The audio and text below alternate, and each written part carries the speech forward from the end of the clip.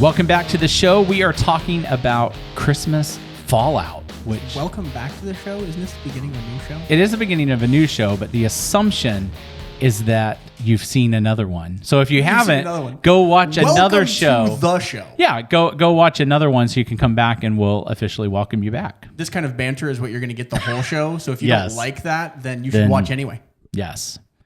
So we decided not to tell Josh what we were thinking about when we came up with this topic, but Erik and I had been talking about this previously, and I think I had opened with like some of the things I thought about after Christmas had happened. So my Christmas morning experience as an adult was delightful. For my two small children who are like 2 and 4, you could just see that they were burnt out and overwhelmed. Yeah. And just this is the Christmas morning opening presents part of Christmas. And so my takeaway that I was talking about with my wife was like, okay, because I think we got to my parents' house at like 10, and I think we were done opening presents by like, we'll just say 12. Yeah. Because I mean, that's too much. I think it may have been even longer. Like that was 2 hours of them opening presents and being worried that the next one was theirs, and then getting presents and wanting to play with that one, and then being told that they had another one to open, and then wanting to help other people open their presents. And Christmas morning is a lot for small children, as I think those of you with small children know. So one of my takeaways that I talked about with my wife was like, well, maybe we take the presents that the kids have because they had the overwhelming majority of the presents, right? If we proportioned them out, like they had lots. Yeah. And then we gave them to them all at the same time. And so I was like, okay, can we spread that out? Because I'm not sure if like the amount of presents they got was inappropriate, but just all at one time, like, blew out their little brains. American Christmas is very much, it leads up to this one climax. Now, I've always liked it the way I was raised, to where you open gifts Christmas Eve, and then you had stockings and a few other little gifts Christmas morning. I thought that really helped to kind of break up and spread out. So that's like cutting it in half, kind of piece. And I mean, when you got up to like maybe, I don't know, a week, maybe a week and a half before Christmas, our parents would let us open like, one gift a week, type thing. And so they would start with the end of the gifts that they knew we weren't going to be the most excited about, but you got to open a gift. Yeah. And so that kind of put that in there. Hanukkah is 8 days of gifts rather than one evening of gifts. And a lot of people who celebrate Hanukkah, I have heard a lot from them. We think our system really takes care of this burnout a lot better than just, leading up to one day and getting everything and then it's done. Right. Because it's in Hanukkah, you have food and presents and food and presents and then spread out. Yeah. It's spread out over those 8 days, whereas the American, Western Christmas is very much, it all leads up to that. Now, there are sweets and there are things that are a part of the food types of things leading up to Christmas. But I've seen a lot of people have, kind of this very same type of thing. One of my wife's, one side of the family, you would go over there Christmas morning and they would, the presents would all get passed out. And then the people, you're all sitting in a circle and you open the gifts from youngest to oldest. And there's a lot of, you see the gift, you want to play with the gift, but you have to do a different gift. Right. Whether on the other side of her family, Christmas Eve, the gifts all get passed out and then everybody opens all at the same time type thing. So there's some different pieces in there for that. Yeah, we, I think it's interesting because we have a basically 2.5-year-old, and we definitely hit that kind of overwhelmed portion like you were talking about. And it's fascinating because, I feel like, teenage, and it's kind of specific to ages, right? Because like teenagers typically I've seen them just open, and then here's my TikTok video with my haul. But like you get a couple of presents open, and a 2.5-year-old is like, I just want to play with this. I don't even know what we're doing. Yep. So we actually, I thought I had planned well, because prior I did think a little bit about that, and we are like, let's just do like a gift the day before Christmas Eve. Let's do one on Christmas Eve. But then when we actually got into Christmas, and had the whole family there, we actually were like, hey, actually, we'll just save some of these for later. Oh, you're like, Yeah. there's some of his presents and we're just not going to Exactly. Yeah. Because yeah. it's like he's enjoying the things that he already got. And why for the sake of open these things? And then, and it wasn't like, I don't think we went too extreme. It was just that literally, well, for example, we've talked on this podcast before, he likes circle crackers, which are basically Ritz. Sure. But like his aunt, they got him, and he also likes goldfish, and like his aunt got him a box of goldfish. Okay. But like he was stoked about it. Absolutely. And that now let's open it. Now let's eat some. Now let's whatever. Yeah, sure. So the next thing he wants to do is not, well, now you need to open another present. So that's something that I think like next year I'll definitely be more cognitive of and kind of plan better going in. Yeah, there's definitely people that I've heard of that did exactly what you were talking about like, yeah, we saved some. They got to open more Christmas presents a week later. Yeah. Right? Yeah. 'Cause it's just like, the overwhelm of small, I was going to say small brains. That sounds really derogatory, but it's also kind of like true. Yeah. It's true. Right? Yeah. Young underdeveloped brains having, Developing brains. probably the equivalent like neurochemical experience of like taking heroin. Yeah. Right? Yeah. So like, let's maybe try to. It's a lot. Well, and throughout the year, unless it's birthday, you're getting something new, like maybe a one thing, a two thing. You went to the store. Right. Christmas is like 50. It's Right. not that many, Yeah. but you're experiencing a lot more. And it's I've never understood the now put that aside, open this one. Now put that aside, open this one. Yeah. There is family pressure because sometimes family, they want to see you open the gift that, they gave you. Right. I wasn't able to go to my wife's sister's house when they were all there because she had her kids and my mother-in-law, like a couple of days before Christmas Eve. I'm working, not going to be out there. And my wife was like, well, but don't you want to see your great nephews open their gift? And I'm like, okay, look, realistically, I have seen people open my gifts for decades. Yeah. We had a great time picking them out together. We had, a great time wrapping them up and getting them all set. They're going to have a great time opening them and playing with them. Yep. No, I don't have to be a part of that. I mean, it's not going to be feasible, and it shouldn't be ruling the evening. Right. Well, that's kind of just the ongoing discussion of the where do you go over Christmas, right? Because for most people, you can't go everywhere everyone wants you to. And this was one of those things where you're so like, many people try to make that happen. yep, It is, the law of the land is kind of something that comes in here for Christmas. You must, Right. you have to, you should. And I know, like with my parents, because my dad grew up in John Day, and his parents' ranch was in Bear Valley, which is farther towards Burns, when we were kids. And so my dad said to his parents, every other year we'll be there. oh, we'll go out Yeah. to Yep. this location, We'll go which to is the not ranch. next door. Yep. Right. And that's the Right. best we're going to be able to do. And his mom and dad were very reasonable. They're like, no, we get it. That we understand that.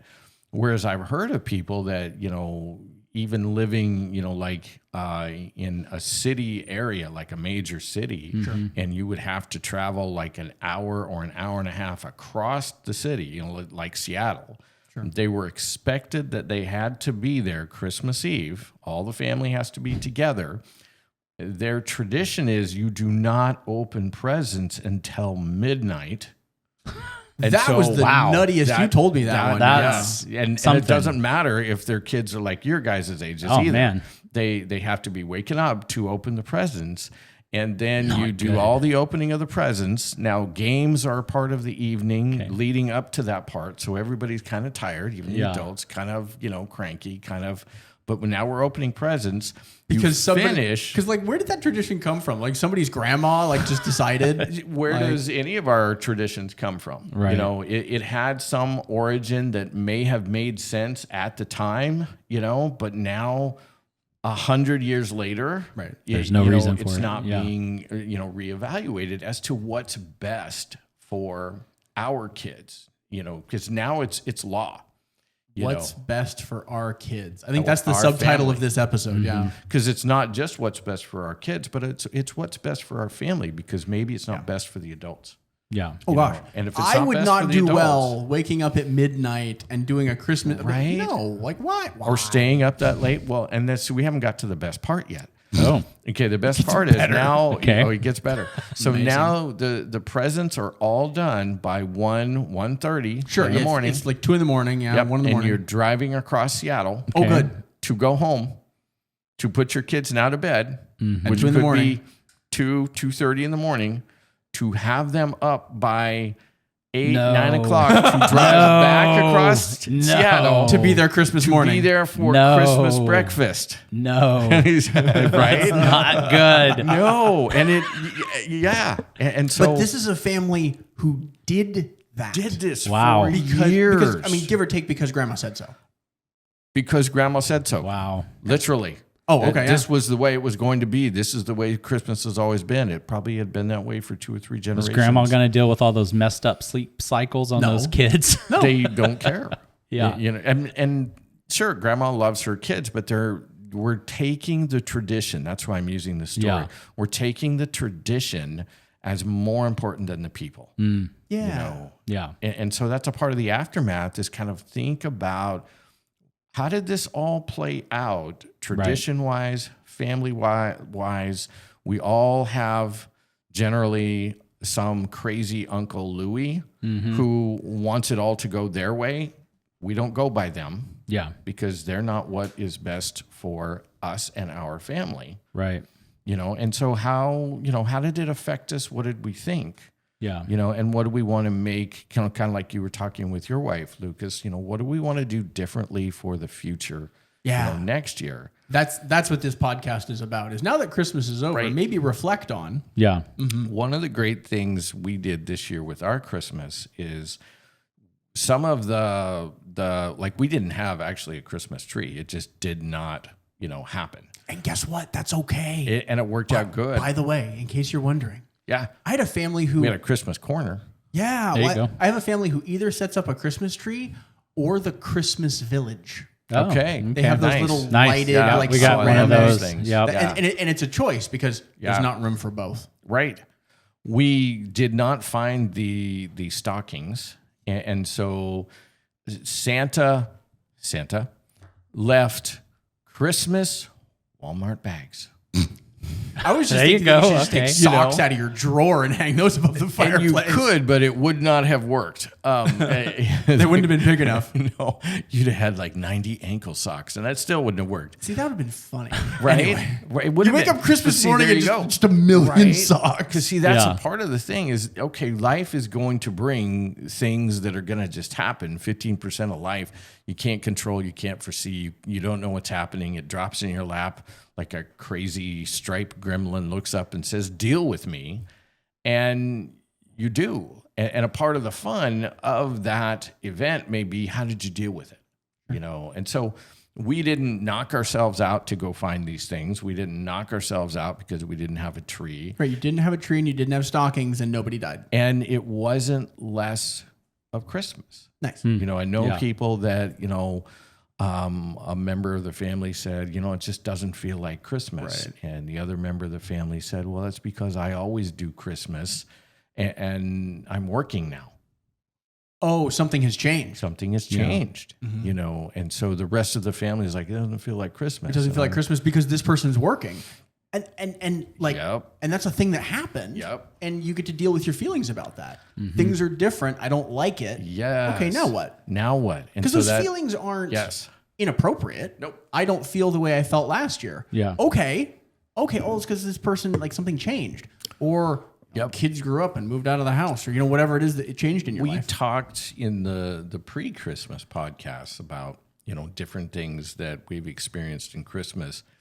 Christmas has never always felt the same for me as when I was a kid, but it involved snow, caroling, and houses that you started at and ended at.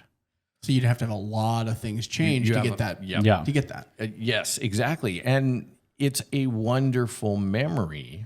But now I have to think about, okay, without those elements, living not halfway, all the way across the state. Where it doesn't snow. How do I want to experience different feelings of Christmas? Lights are another part of it. I love the lights, and I love taking those in wherever I go. And so now my feelings are on me, and what do I want to do with that? Because I can't replicate, per se, what it was then. Yeah. Caroling is not even a thing that people like to do very much, so it's going to be hard all the way around. But those feelings and how they're happening, I would love it if my mother-in-law still made all the goodies that she would make, and you would get those goodies, and they were so good, and she was great at it. Yeah. There's a piece that's missing with that, but she doesn't. That's just not. She's retired from that. Right. So how do I want to fill that in with something new? Yeah. I had a client who their mother wasn't able to do the Christmas tradition-y things that they would normally do. And their solution was, well, I know my way around a kitchen okay. Yep. I'm a try. Yep. Right? And they found out, what did they say? Oh, their best revelation was the Chex Mix didn't taste good when it was first made. It tasted better 24 hours later. And he went, my mom always mailed it to me. I never had it fresh. I never had it that way. Part of your experience of Chex Mix was that it had gone through the mail. Yeah. And he goes, yeah, probably. Yeah. And then there was some other thing that he made that he goes, oh, fudge. He said, I didn't make good fudge. I tried. It didn't work. But that was his solution to things were different. He goes, I'm going to try to recreate it myself, something that somebody else had been doing. In 2023, I was really kind of hit by, my mother-in-law is not making these snacks anymore. And I was thinking, like, through that December, I'm like, I should make some sugar cookies. This just sounds try to fill fun. in yourself. Yeah. And so it wasn't until after Christmas that I went, okay, I'm going to do this. and I don't know if you remember them, because I brought them in. And I had, because I'd made sugar cookies, and then I frosted the glory out of them, and they had different colors. In like the second week of January? Yep. It was the second week of January, and people were like, what is going on? I'm like, I'm playing. I missed treats, and I felt like playing and doing this. So if they don't taste good, you won't hurt my feelings. Nice. And our baker, because we have one of our employees, and she was a professional baker. She tried it and she went, oh my gosh, these are good. These are really good. I'm like, yes, trifecta, Yeah. But it was just a fun way of trying to work with some of those emotions of something not there, right? Something different. Yeah. And as we're on emotions, there's also going to be the emotions of what happens if the disappointment of I didn't get what I wanted. I didn't get the present I wanted. Yep, yeah. That is an aftermath that will be there at some time. And for a lot of families, we make these lists and our kids make these lists. I'll never forget my kid a couple of years ago. Scientific America is a wonderful magazine. And it has all these cool scientifically, type toys and things. And he got a hold of one in August. And the magazine. And he sat down and he made a detailed list. He listed out what it was. He listed out the page it was on. He listed out how much it cost. and he had like 20 things on there, and he totaled them up at the bottom. And it was $1,500. And it said, right, pretty close. It said my Christmas list this year. And he came and handed it to me. I love how he totaled it. He totaled, well, and then he said, I know they cost a lot, so I wanted to give you a few months to save. That was his solution. That was his solution. He had an idea of, I understand enough about money to know. So he gave it to you in October. Yeah. And so I'm looking at this and I'm like, these are great choices.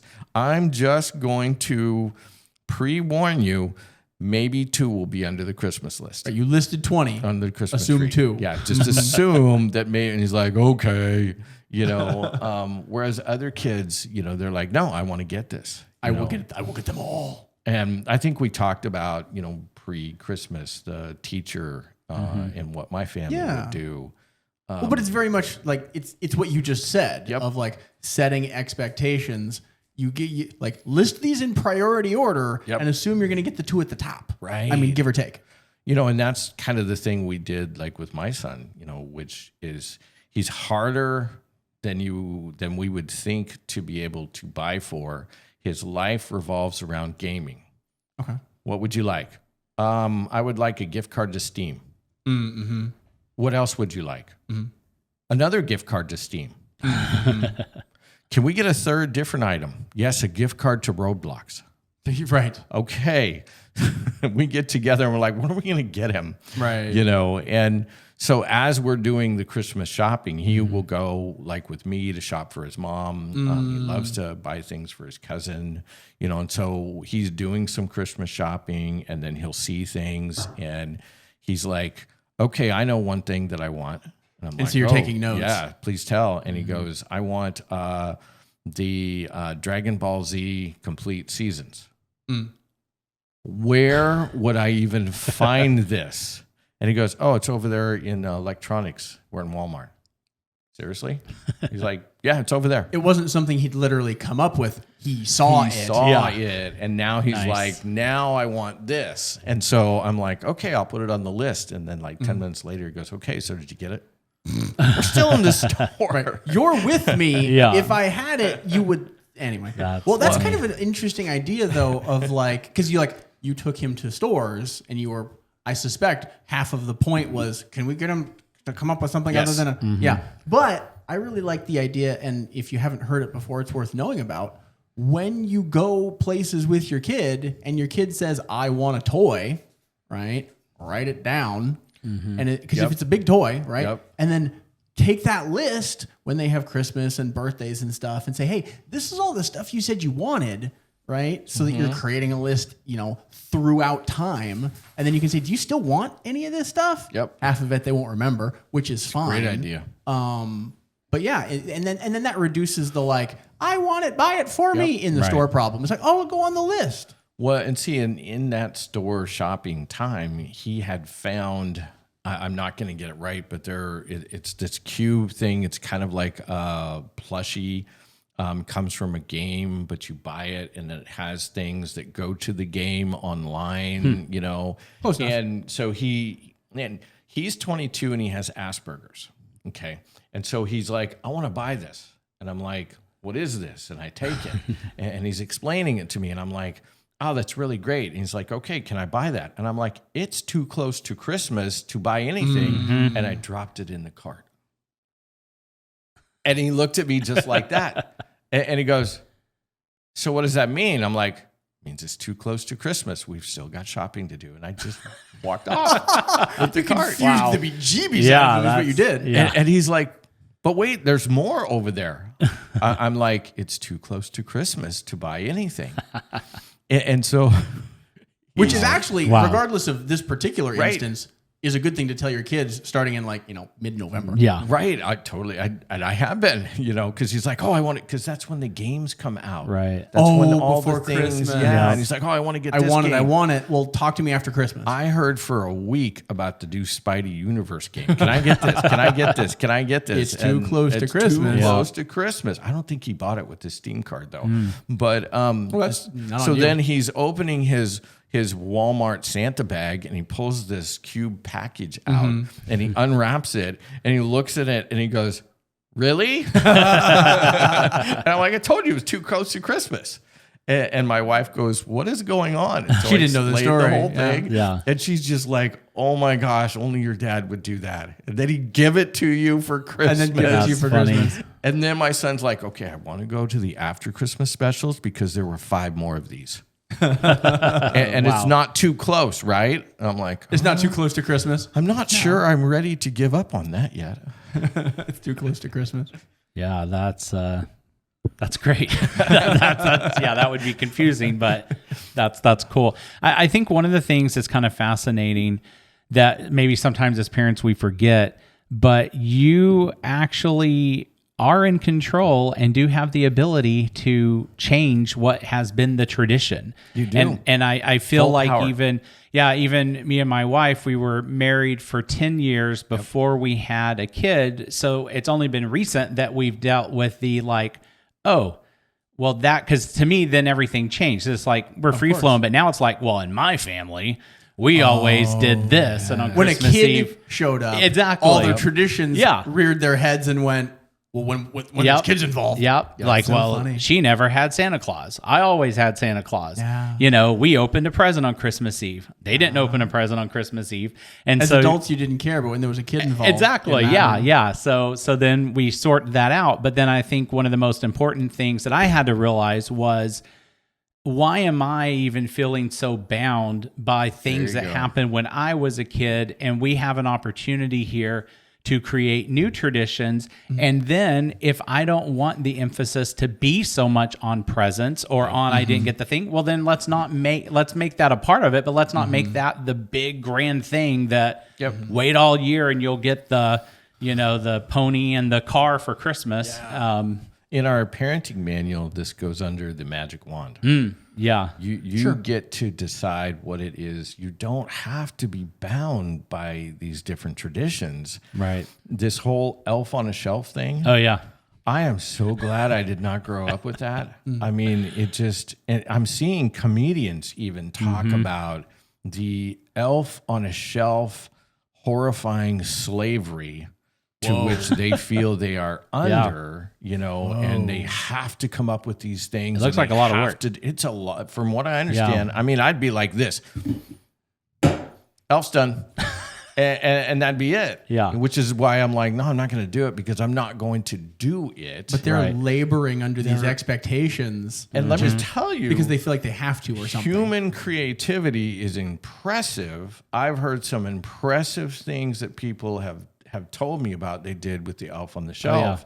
And I'm like, that took so much time. If you enjoyed it, great. And soon as I say that part, they're like, oh my gosh, it's so much. It's so much. You get that reaction more often. And if it is something you enjoy, if it is something you really want to do, I mean, the creativity for different things, you can, I'd even scrap Elf on the Shelf and just create something else and have fun with it. That may be around the holidays and your family and however you want to do that.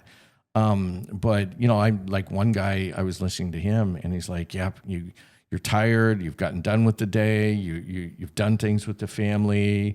You've taken care of things, some things for Christmas. You go to bed, you're exhausted. You get 20 minutes into sleep and you remember you didn't move that stupid elf. Right. It's December and Yeah. you didn't Now move the you elf. got to get up, and now Yeah. one of the kids wakes up and they're like, "What are you doing?" You're like, "Go to bed, go to bed." And then the other one's up, and then the whole house is up, and then it takes an hour to get everybody to bed, and now you've got to figure out what are you going to do with this stupid elf that you only want to kill, and now because it's making your life so much harder. And now you've got to come up with something creative, and then you go to bed by 3, and then you've got to get up by 6. And I'm like, why? Have you seen the meme of like it's a plate with chicken bones in the shape of an elf and they put an elf hat on it? And they're like, tasted like chicken. Right? I think I'm so glad I never, because we get caught in these things and then we think that we have to do it a certain way and then it controls us. Yep. Sure. You know, If and your traditions control you, you probably need to do some rethinking. it might be helpful, because why not just come up with things, you know, that you would really enjoy that are not that taxing on your life. Even if you were to just go with some kind of a little story and maybe just little presents showed up, and, you know, there's so much less. Why does it have to be this mischievous elf? Yeah. That is making all this. I feel like we have podcasts about this, but it kind of comes back to a little bit to kind of like the Instagram social media thing. Yeah. Because I think some people are doing it less for their kid Not and even more for their kids. Yeah, for the picture, so everyone knows how clever they are and what they did. They are. But then they're also stressed out about it, and the kid probably would have been fine if the elf was just, you know, literally sitting with a bag of on a marshmallows, shelf. but they've spent hours orchestrating, you know, a huge scene to take photos of it. And again, human creativity is wonderful, but if you're killing yourself, Yeah. you know, maybe you don't have the time for that. Maybe, you know, because I've always liked, Lucas, when we first met in class, you were a big part of the Nightmare Factory. Oh, sure. Yeah. And you loved doing that. And you would start your costumes in like February. Sure. You know, and so there was this huge, because I remember hearing you talk about them. You can do Halloween all year round. Exactly. But the planning is what, as I heard you talking about that, I'm like, you know, if I were to have done that, I'd be like starting maybe in September, and then that huge amount of work. And I've watched clients do this. They're like, oh, what do you want to be for Halloween? I want to be a stormtrooper. And I'm like, oh no. Because they have parents who are going to be like, And it's the beginning of October. and it's the beginning of October, and they're going to look like they were on the movie set.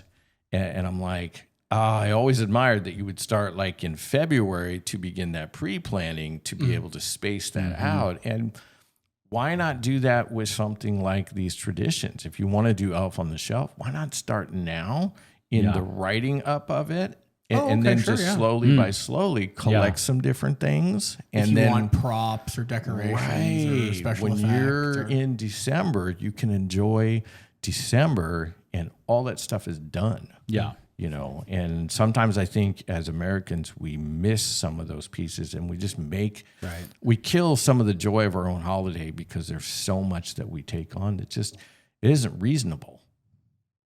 I'm thinking about digital Elf on the Shelf. Oh, okay. That sounds like a computer virus, Josh. Maybe, I don't know. But, you know, just have a little elf in a PowerPoint presentation, move them around, and, you know. Sounds like the little paperclip from Microsoft back in the 90s. True. Yeah, but it could be done. But, yeah, I think, it's very fascinating, all of the different things. And I know for me, I will definitely be thinking a little different going into next year.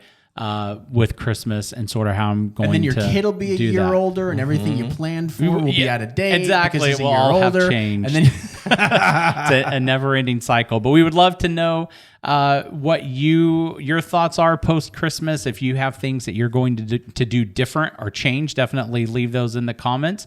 And we will see you on our next show. the walrus in the wash tub, the cat in the cupboard. I mean, you know, the possibilities are endless.